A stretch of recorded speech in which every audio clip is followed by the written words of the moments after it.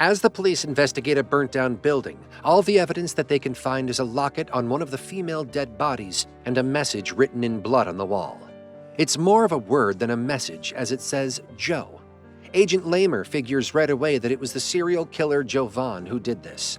Rebecca Kamen wakes up in a police investigation room looking confused and lost. Detective Moon doesn't come direct at this point and moves around the topic of her drunk driving, leaving Rebecca confused about why it's a matter of investigation rather than a ticket. All Rebecca remembers is talking to her friend Sarah James on the phone while drinking wine at a bar. Rebecca convinces Moon to let her go to the washroom. Rebecca looks through the window, but the greasy window can't be opened. Coming out, she meets Detective Avery, who shows her a guy confessing that he met Rebecca at the bar and that they made out in her car before she insisted on driving and madly drove, putting both their lives in danger. Rebecca doesn't know any such detail and speculates being drugged, but she isn't believed by the detectives. She wants to leave but is told that her car has blood on it, indicating she ran into someone. She is then locked up with a mad old guy and a rich girl. Her friend Sarah visits, looking terrified, and hints to Rebecca to run before leaving. Later on, Rebecca is questioned again and told that they found an injured cyclist nearby and her case doesn't look good. Rebecca once again narrates the story but doesn't remember anything outside the bar. Rebecca asks to call her lawyer, but someone else comes in, claiming to be her lawyer. Isaac Barcy tells Rebecca that her lawyer is on a holiday and he came in her place. In a meeting including her lawyer, she sees photos of her damaged car, but then asks them to check for the DNA on the car and the cyclist because it's possible she hit a deer or something. She doesn't miss how Moon and Avery initially gave different answers to where her car was before Avery covered it up. Back in the cell, the rich girl Jess tries to get away from Sully, the old man. Moon doesn't listen till Sully attacks Jess. Getting in, she gets into a fight with Sully and tells Rebecca to shoot him with her gun. Being pressured too much, Rebecca picks up the gun and shoots. However, the bullet ends up hitting Moon. Avery walks in panicked and takes Rebecca back to the investigation room. He doesn't listen to Rebecca's clarifications. Rebecca panics that she will be blamed and offers Avery $1.5 million in exchange for letting her go. Avery shows a little mock reluctance before giving in. As he gives Rebecca his laptop to transfer the money, he goes away for some reason. Looking around, Rebecca notices that the police badge is fake. She then checks the computers and landlines and realizes all of those are just props. Isaac comes in as Rebecca points a gun at Avery. The two of them try to calm her down, telling her she is misunderstanding the situation and the precinct is just under renovation. She tries to shoot, but the gun is a fake. In the meantime, Robert comes out and knocks her out. As Rebecca wakes up, she finds all of the actors in front of her perfectly fine. Avery tells her that he is a friend of Lewis Denton, and they grew up in foster care together. Rebecca worked for Lewis and was in an affair with him, an extramarital one from Lewis's side. Lewis and his staff died in an office fire, and Avery believes that Rebecca stole the $8 million that Lewis owned. Rebecca tells him she loves Lewis, and he pops up on her one day giving her a key to his $2 million and telling her someone is after him. Lewis dies the next day, and Rebecca currently has only $1.5 million, which she already offered to Avery. The rest of the gang didn't know Lewis died in a fire. Sully suspects that it was the doing of Jovan, the crazy serial killer who sets fire to its targets.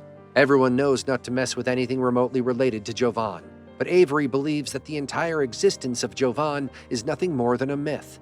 Rebecca adds fuel to the fire, no pun intended, by mentioning that Avery could be Jovan and he'd kill all of them instead of dividing the money as he promised. After setting their little rift, Avery tells Sully to torture Rebecca into giving in. Sully takes out some tools that are clearly to pull out her nails and cut her up. However, before he could do anything, he lapses. Avery gives him his little dose, telling him to be careful as it's pure. In the little break, Robert tries his luck by trying to fool Rebecca into considering he is a nice guy and giving her pills back to her. Avery is reluctant, but let him have this. However, the tables turn when Rebecca manipulates him into taking her to the washroom just to check if Avery trusts Robert. She then tries to escape using a blade she found, but gets caught by Robert. She threatens Robert with the blade, thinking Avery won't shoot with him in between. However, Avery doesn't care and shoots Robert in the leg just so he can capture Rebecca. Rebecca is put back in the investigation room. Since Robert can't be taken to the hospital, everyone just watches him bleed to death. They then get back into the room where Rebecca once again tries to get everyone against Avery. Avery settles the situation and tells Sully to do his job now. However, before Sully can get started with his tools, he gets a heart attack and dies on the spot. As everyone takes his body out, Jess is assigned Sully's task. As she pulls one of Rebecca's nails out, Rebecca mocks her about Avery spiking Sully's drugs, making Jess go berserk and stab her with one of the tools. Taking a break again, Avery calms Jess and then goes back in to talk to Rebecca. Moon then brings Sarah in to threaten Rebecca about her friend. Rebecca tells them she barely knows Sarah and they should let her go, knowing Sarah's 1-year-old is also with them. As Rebecca insists on letting her go, Avery shoots Sarah's leg and then threatens to shoot her in the head.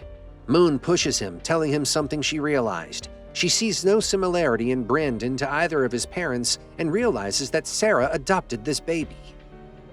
The baby looks similar to Lewis, so it turns out that Brandon is Rebecca's child, and this is why she befriended Sarah. Moon then takes Sarah to the cell where Isaac and Jess are. Isaac has been given the responsibility of handling Jess. Meanwhile, Moon tells Avery to not use the baby for these games. Avery tells her he won't do it unless Rebecca forces him to go that far. As Isaac sits Sarah down, Jess tells him that there's a high chance Rebecca was right about Avery being Jovan since he is killing them one by one. Jess tries to take his gun, telling him they should make a move against Avery, but Isaac pushes her. The impact makes her head land brutally on a bench and makes her bleed to death.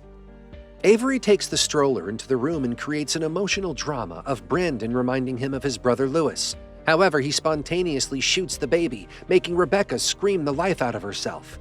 She hurriedly walks towards the stroller, only to find a fake doll in it. Landing on the ground, she finally surrenders.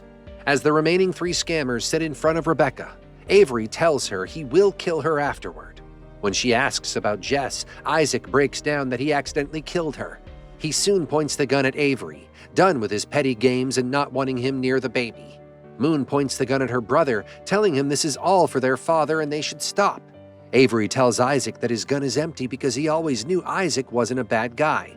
However, after manipulating him into calming down, Avery smacks Isaac's head on the wall multiple times, killing him. Moon finally shows some self-respect as she points her gun at Avery for doing this.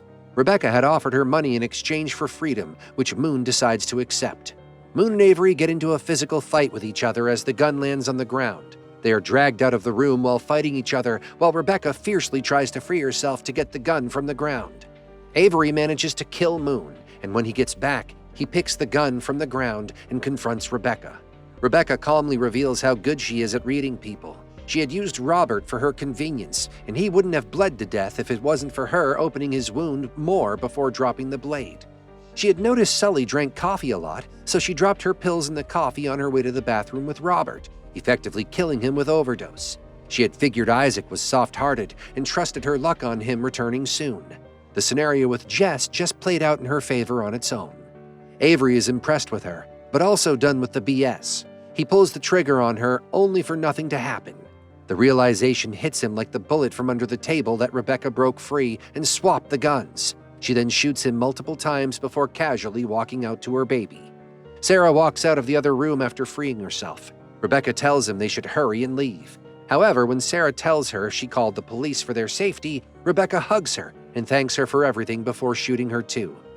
Picking up the petrol tank near the paint box, she starts splattering it around the place. Avery, still alive, begs her not to do this while shouting her name when Rebecca casually tells him it is not her name.